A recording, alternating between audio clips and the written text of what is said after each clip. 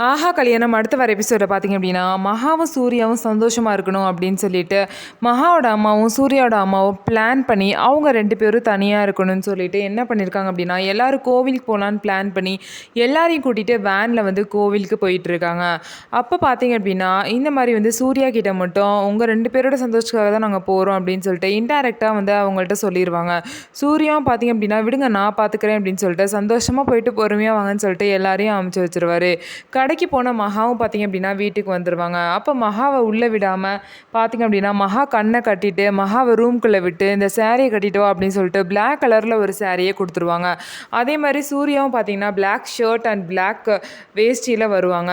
இதுக்கப்புறம் பார்த்தீங்க அப்படின்னா, சூர்யா வந்து வீடே வந்து அவ்வளோ கிராண்டா ஃப்ளார்லாம் வச்சு அலங்காரம் பண்ணி, அவ்வளோ அழகா தண்ணிலாம் வச்சு என்னென்னமோ பண்ணியிருப்பாரு. இதெல்லாம் பார்த்த மகாக்கு பார்த்தீங்க அப்படின்னா, ரொம்பவே சர்ப்ரைஸ் ஆயிரும்.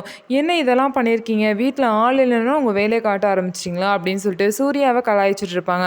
ஸோ பார்த்தீங்க அப்படின்னா, எல்லாரும் நெனச்ச மாரியே சூர்யாவும், மகாவும் ரொம்பவே சந்தோஷமா பாட்டெல்லாம் போட்டு டான்ஸ் ஆடி அவ்வளோ சந்தோஷமா இருக்காங்க.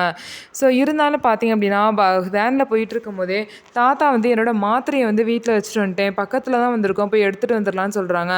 ஆனா பார்த்தீங்க அப்படின்னா, கோடீஸ்வரியும், ராஜலட்சுமியும் எப்படியோ சமாளிச்சிடுறாங்க. எல்லாரும் பார்த்தீங்க அப்படின்னா, அந்த பெரிய வீட்ல இருந்தத விட, இங்க வந்து இந்த சின்ன வீட்ல ஒருத்தர் ஒருத்தர் புரிஞ்சுக்கிட்டு அவ்வளோ சந்தோஷமா இருக்காங்க. ஒருத்தர் சந்தோஷம் பத்தி இன்னொருத்தர் வந்து நெனச்சு பார்க்குற அளவுக்கு அவ்வளோ சந்தோஷமா இருக்காங்க. இந்த வாழ்க்கை தான் பார்த்தீங்க அப்படின்னா, எல்லாருக்குமே ரொம்பவே புடிச்ச வாழ்க்கையா இருக்கு. மகாவோட வாழ்க்கை சரியாயிருச்சு. அதே மாரி ஐஸ்வர்யாவும், பிரபாவோட வாழ்க்கையும் சரியாயிருச்சு அப்படின்னா, அந்த குடும்பமே ரொம்ப சந்தோஷமாயிரும். இதுக்கப்புறம் என்ன நடக்க போகுது அப்படிங்கிறத பொறுத்து இருந்து பார்க்கலாம். நம்ம வீடியோ உங்களுக்கு பிடிச்சிருந்தா, நம்ம வீடியோவ லைக் பண்ணிக்கோங்க. அதுக்கப்புறம் மறக்காம நம்மளோட சேனல சப்ஸ்கிரைப் பண்ணிட்டு பாருங்க.